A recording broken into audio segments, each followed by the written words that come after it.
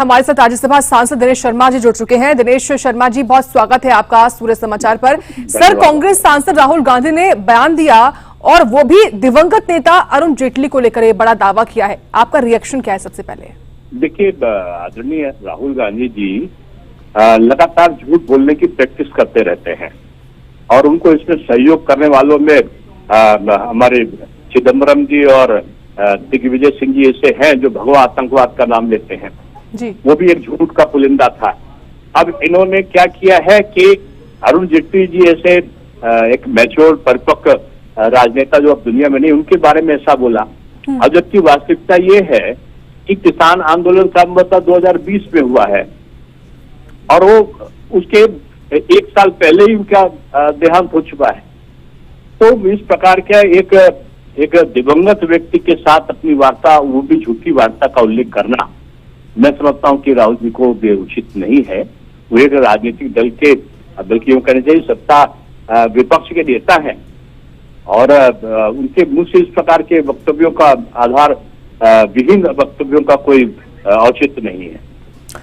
वही तो दिनेश जी, आश्चर्य करने की बात है कि कृषि कानून सितंबर 2020 में पेश किए गए थे और 24 अगस्त 2019 को अरुण जेटली जी का निधन हुआ था और कांग्रेस सांसद खुद इसको लेकर ये बयान दे रहे हैं कि उन्होंने कृषि कानून के विरोध से हटने को कहा था। ये अरुण जेटली की ओर से राहुल गांधी को कहा गया, ये दावा वो कर रहे हैं। खुद नेता प्रतिपक्ष की ओर से ऐसा बयान देना। अब उनको ये भी पता चलना चाहिए कि जो बीमार होने के, दिवंगत होने से पहले आदरणीय अरुण जी लगभग 1 साल बीमार रहे, जिससे किसी से वार्ता नहीं हुई उनकी। तो इस प्रकार का वक्तव्य उनके बारे में देना, मैं समझता हूं कि ये कांग्रेस के झूठ को दर्शाता है। कांग्रेस असत्य वाचन करती है, ये तो सब जानते थे, लेकिन इस लेवल पर उतरकर वो झूठ बोलेंगे, इसका सभी लोग को इसका दुख है। अब रोहन जेटली राहुल गांधी के इस बयान के बाद माफी की मांग कर रहे हैं। क्या आप लोग भी, या बीजेपी की तरफ से भी इसको लेकर कोई ऐसी जो मांग है वो हो सकती है क्या? देखिए, कांग्रेस तो झूठ बोलो और भाग जाओ। आपने संसद भवन में भी कब तो देखा होगा कि ऑपरेशन सिंदूर के संबंध में भी उन्होंने काफी झूठ बोला और भारत की जो सेना है उसकी आलोचना करते हुए कपिल सिब्बल जी ने तमाम बातें कही और कांग्रेस थपथपाती रही। जैसे भाषण खत्म हुआ उसका जवाब सुनने के बजाय वो सब भाग गए सदन छोड़ के। तो इस प्रकार की जो आचरण है, एक प्रमुख राजनीतिक दल को जो 100 साल पुरानी पार्टी हो, उसके लिए मैं समझता हूँ उचित नहीं है।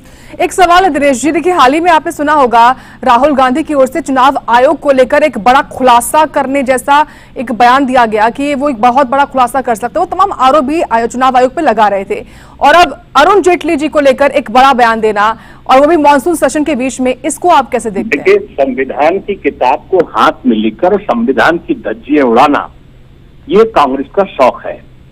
और आपने देखा होगा मनमोहन सिंह जी प्रधानमंत्री थे, राहुल जी जो आज हाथ में संविधान की किताब लिए हैं, वो खुलेआम उन्होंने विधेयक को जो संवैधानिक रूप में पास किया गया तो उसको फाड़कर फेंका।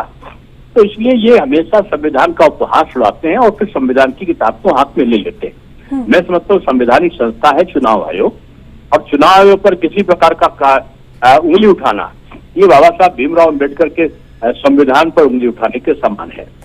लेकिन दिनेश जी, सर, इस तरह का बयान अगर राहुल गांधी की ओर से दिया गया इस समय पर, तो उसका उद्देश्य आप क्या समझते हैं? किस तरीके से इसका मकसद हो सकता है? ये अवसादयुक्त बयान है। इसका उद्देश्य, ये निरुद्देश्य बयान है, क्योंकि चुनाव में लगातार तीसरी बार हारने के बाद भी वो अपने दल के नेता बने हुए हैं और वो जानते हैं कि चौथी बार भी वो हारेंगे। तो ये उनका एक तरीके से उनके मन में उठने वाले जो तरंगे थी प्रधानमंत्री पद की, वो जब बुझने लगती हैं तो उनके मन से जिन्न निकलता है झूठ का। ठीक है, बहुत धन्यवाद आपका दिनेश शर्मा जी जुड़ने के लिए और अपना कीमती वक्त सूर्य समाचार के साथ साझा करने के लिए।